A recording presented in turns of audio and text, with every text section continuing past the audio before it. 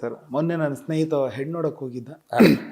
ಹೆಣ್ಣು ನೋಡ್ಕೊಂಬಂದ. ತುಂಬ ಚೆನ್ನಾಗಿದೆ ಮಗ, ಸುಂದರವಾಗಿದ್ದಾಳೆ, ಅದ್ಭುತವಾಗಿದ್ದಾಳೆ, ನೋಡೋಕೆ ತುಂಬ ಲಕ್ಷಣವಾಗಿದ್ದಾಳೆ ಅಂತೆಲ್ಲ. ನಾನು ಹೇಳಿದೆ, ನಮ್ಮ ಗುರುಗಳೊಬ್ಬರಿದ್ರು, ಸೊ ಅವ್ರು ಹವಾಯಿ ಚಪ್ಪಲಿ ನೋಡ್ಬಿಟ್ಟು ಒಪ್ಕೊಂಬಂದಿದ್ರಂತೆ, ಮುಖ ನೋಡಿಲ್ಲ ಅಂತೆ. ನಿಜನೇ ಸರ್?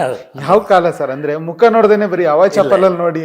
ಅದು ಮುಖಕ್ಕಿಂತ ಹೆಚ್ಚಾಗಿ ರೂಪಕ್ಕಿಂತ ಹೆಚ್ಚಾಗಿ ಎಸ್ಪೆಷಲಿ ಗುಣದ ಬಗ್ಗೆ ನಾನು ಒಂದು ಕಲ್ಪನೆ ಮಾಡ್ಕೊಂಡಿದ್ದ ಹಾಗೆ. ಹಾಂ. ಸಾಮಾನ್ಯವಾಗಿ ಹುಡುಗ ಬರ್ತಾನೆ ಅಂತ ಹೇಳಿದಾಗ ಹುಡುಗಿ ಮನೆಯವರು ಒಳ್ಳೆ ಸೀರೆ ಉಟ್ಟು ಸುಡಿಸಿ ಮೇಕಪ್ ಮಾಡಿಸಿ ಎಲ್ಲ ಕರೆದು ಕಾಫಿ ಕೊಡೋದು ತಿಂಡಿ ಕೊಡೋದು ಅಂತ ಮಾಡ್ತಾರೆ ಹುಡುಗಿ ನೋಡೋ ಶಾಸ್ತ್ರದಲ್ಲಿ. ಬಟ್ ನಾನು ಹೋದಾಗ ಅಲ್ಲಿ ಅಂಥದ್ದೇನು ನಡೀಲಿಲ್ಲ. ನಮ್ಮ ಅತ್ತೆ ಮನೆಯಲ್ಲಿ ಅಂದರೆ ಅಡಕ ಅಂತ ಇದೆ ಕಾಸರಗೋಡಿನಲ್ಲಿ, ಅಂಥದ್ದೇನು ನಡೀಲಿಲ್ಲ. ಎಲ್ಲಿದೆ ಹುಡುಗಿ ಅಂತೇಳಿ ಅಲ್ಲಿ ಬಟ್ಟೆ ಒಗಿತಾ ಇದ್ದಾಳೆ ಅಂತ ಹೇಳಿದ್ರು. ಇದೆಂಥದ್ದು, ನನ್ನ ಕಲ್ಪನೆಯೇ ಅಲ್ಲಿ ಕುಸಿದು ಬಿತ್ತು. ಹಾಗೆ ನಾನು ಬರ್ತೀನಿ ಈಗ ಅಂತೇಳಿ ಸೀರೆ ಹೋದ ಬಟ್ಟೆ ಒಗೆಯಲ್ಲಿಗೆ. ಹೋದ ತಕ್ಷಣ ನನಗೆ ಕಂಡಿದ್ದು ಕಾಲಲ್ಲಿ ಇಷ್ಟು ಕಾಲಿನ ಸೈಜನ್ನು ಮೀರಿದ ಒಂದು ಹವಾಯಿ ಚಪ್ಪಲಿ. ಅದು ನೋಡಿ ಸೀದಾ ಬಂದು ಹೇಳಿದ್ರೆ ನನಗೆ ಹುಡುಗಿ ಇಷ್ಟ ಆಗಿದೆ, ಮುಖ ನೋಡಿಲ್ಲ, ಹುಡುಗಿ ಇಷ್ಟ ಆಗಿದೆ ಅಂತ ಹೇಳಿದೆ.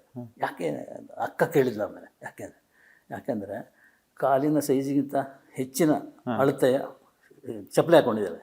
ಅಂದರೆ ಎಲ್ಲಿಗೂ ಕೂಡ ಅಡ್ಜಸ್ಟ್ ಆಗುವಂಥ ಗುಣ ಆಕೆಯಲ್ಲಿ ಇದೆ. ನಾನು ಎಷ್ಟು ಅದ್ಭುತವಾಗಿದೆ. ನಾನು ಬಡ ಪತ್ರಕರ್ತ. ಅಕಸ್ಮಾತ್ ತುಂಬ ನಿರೀಕ್ಷೆ ಇಟ್ಕೊಂಡು ಕನಸು ಕಟ್ಕೊಂಡು ಬಂದಿದ್ದರೆ ನಿರಾಶೆ ಆಗ್ಬೋದು. ನನ್ನ ಸಂಬಳ ಆಗಿರಲಿ ಅದಾಗಲಿ, ಅದು ಯಾವುದು ಇಲ್ಲದೆ ಒಂದು ಚಪ್ಪಲಿಯಲ್ಲಿ ನಾನು ಅದನ್ನು ಅರ್ಥ ಮಾಡ್ಕೊಂಡೆ, ಅವ್ರ ಗುಣನ ಅರ್ಥ ಮಾಡಿಕೊಂಡೆ. ನನ್ನ ಇದು ಚಾಯ್ಸ್ ತಪ್ಪಾಗಲಿಲ್ಲ, ಕರೆಕ್ಟಾಗಿದೆ. ಇವತ್ತಿಗೂ ಅಷ್ಟೇ, 39 ವರ್ಷ ಆಯಿತು ನಾನು ಮದುವೆಯಾಗಿ.